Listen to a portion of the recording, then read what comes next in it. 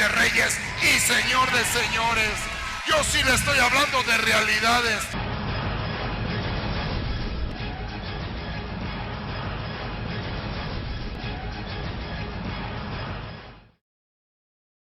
Que sus hijos sean alimentados, que usted como padre, yo no sé cuánta gente diga, yo ni el mar conozco, pastor, ¿qué voy a estar pensando? Yo no sé cuántos no hayan tenido vacaciones jamás en su vida, pero que ustedes digan, esta es una oportunidad para que Dios restaure a mi familia. Amén. Así es que aproveche, no aprovechese, aproveche esta oportunidad y vámonos todos de campamento. El lugar es limitado, es solo para 200 personas. Amén. Muy bien, hijos, pueden sentarse. Vamos a abrir la escritura en 2 de Samuel capítulo 6, versículo 1. Les informo a todos los hermanos de audio y de mantenimiento, por favor, no se retiren. Vienen las personas de la televisión, no se retiren. Después de la comida vamos a tener una junta. Por aquello de las dudas de que luego yo no escuché, no me dijeron, no me pasaron el mensaje. Después de la hora de la comida, más o menos 2:30, vamos a tener una reunión. ¿Qué pasó? Todavía no termino. ¿Tiene usted prisa? Ok. ¿Tiene mucha prisa por llevarse a su jardín de niños? Los niños pueden pasar a su salón, ya la maestra está desesperada, ya quiere que sus niños coman. Gloria a Dios. Ahora sí, ya los niños pueden pasar a su salón. Vamos a abrir la palabra de Dios en 2 de Samuel capítulo 6, versículo 1. Cuando lo tenga, diga amén. La pastora, la profeta Rosario, mi esposa, ella se encuentra ahorita compartiendo la palabra en otra iglesia. El día de ayer estuvo ella por ahí, gracias a las hermanas que fueron a apoyar a mi esposa. Y el día de hoy ella está compartiendo la palabra en este momento, en ese lugar. Por eso no la ve usted aquí. No vaya a pensar, el pastor la castigó. Le dije, a ver qué se siente dejar de tenerme 2 días. ¿Cuántos varones dicen amén? Que valoren, que valoren. ¿Cierto o no es cierto, Ángel? Que sepan que cuando no hay quien lave los platos. Mi esposa está allá compartiendo la palabra del Señor. Le damos gracias a Dios por su vida, que Dios le bendiga. Vamos, démosle un aplauso al Señor. Vamos a ponernos en pie y vamos a dar lectura a la palabra del Señor. 2 de Samuel capítulo 6, versículo 1. Volvió David a reunir a todos los hombres escogidos de Israel, 30,000. David se levantó y fue con todo el pueblo que estaba con él a Baalá de Judá, para hacer subir desde ahí el arca de Dios, la cual es llamada por el nombre del Señor de los ejércitos, que está sobre los querubines. Pusieron el arca de Dios sobre un carro nuevo, para que la pudieran llevar a la casa de Abinadab, que está en la colina, y Usa, Ahio, hijos de Abinadab, guiaban el carro nuevo. Y lo llevaron con el arca de Dios de la casa de Abinadab, que estaba en la colina, y Ahio iba delante del arca. David y toda la casa de Israel se regocijaban delante del Señor con toda clase de instrumentos de madera y de abeto, con liras, arpas, panderos, castañuelas y címbalos. Pero cuando llegaron a la era de Nacón, Usa extendió la mano hacia el arca de Dios.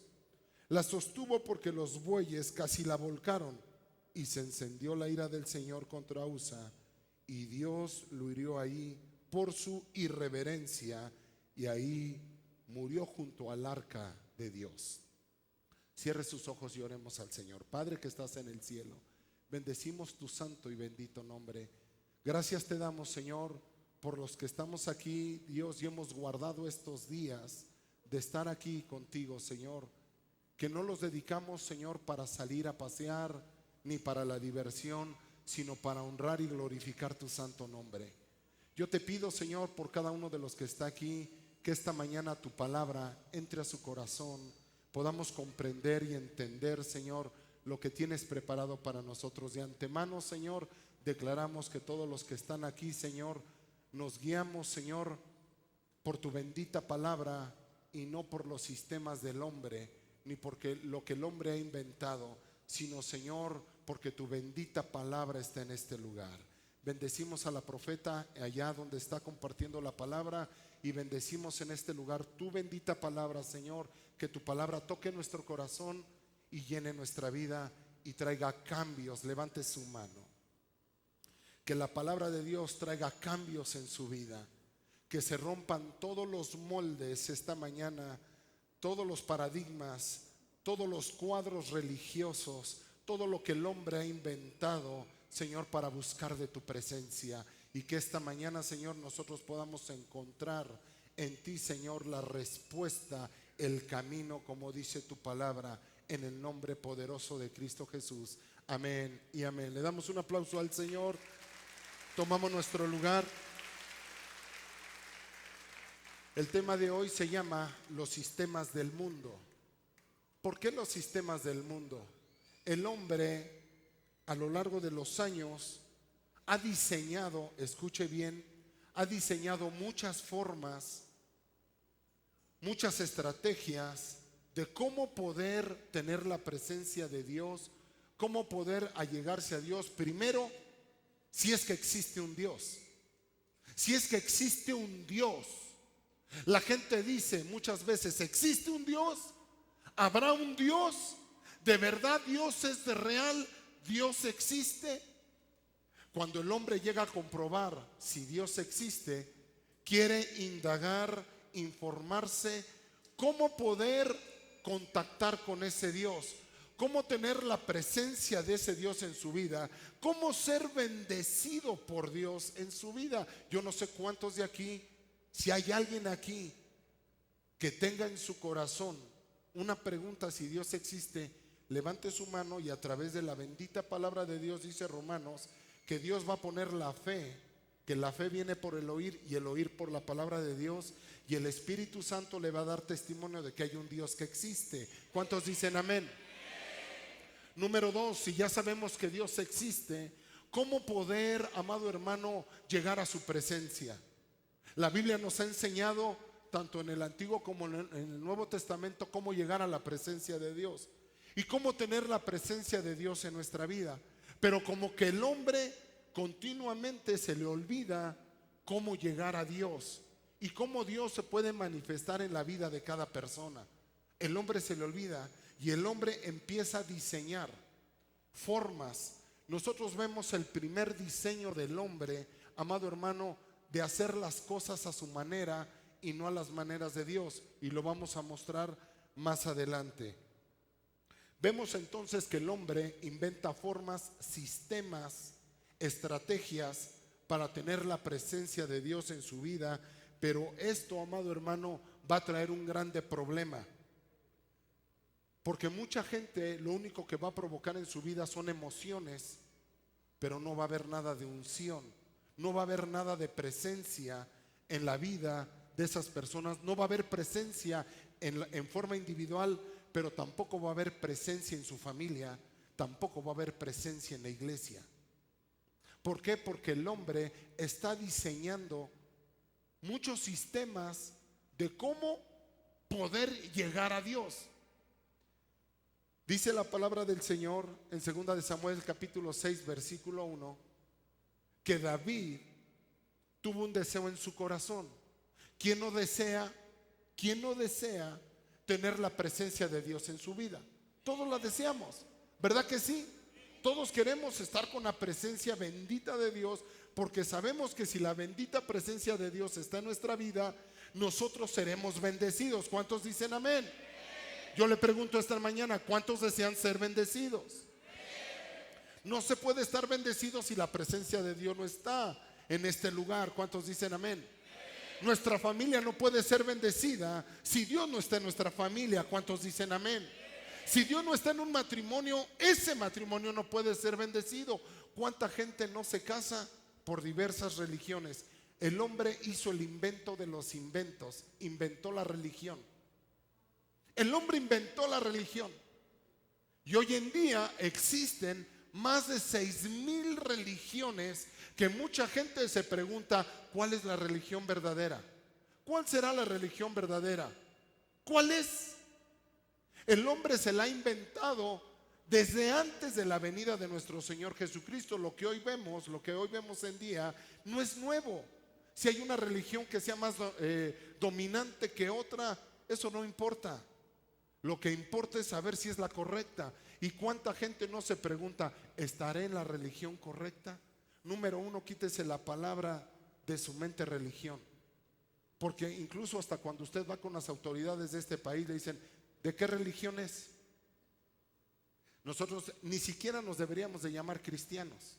Y usted va a decir, pastor, ¿cómo? Ni siquiera cristianos. No, la palabra correcta es creyente.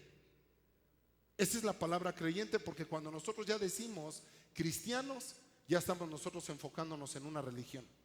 Somos creyentes de Jesucristo, hemos creído en Él. Todo el que cree en Jesucristo y confiesa su nombre como único y suficiente Salvador, ese será salvo. ¿Cuántos dicen amén? La palabra dice todo el que crea en Él. Entonces deberíamos de ser creyentes. Por primera vez en el libro de Hechos se conoce que se les llamó cristianos porque eran seguidores de Cristo, pero eran seguidores de Cristo porque creían en Jesucristo. ¿Cuántos creen en Jesucristo esta mañana aquí? La palabra correcta sería creyentes. Creyentes, porque cristianos se dicen todos. Cristianos se dicen muchas religiones, pero solamente hijos de Dios son los que han creído en Jesucristo. Allá afuera hay muchos que dicen que son hijos de Dios, y la Biblia no dice que todos somos hijos de Dios.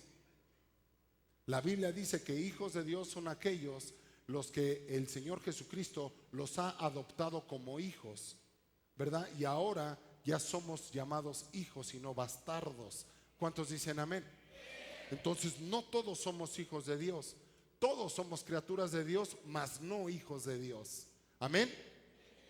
El rey David tuvo un deseo en su corazón, y él era: yo anhelo, yo deseo tener el arca en mi casa. El arca era tipo y figura, amado hermano, del Señor. El gran problema es que el mismo pueblo de Israel empezó a adorar más al arca que a Dios.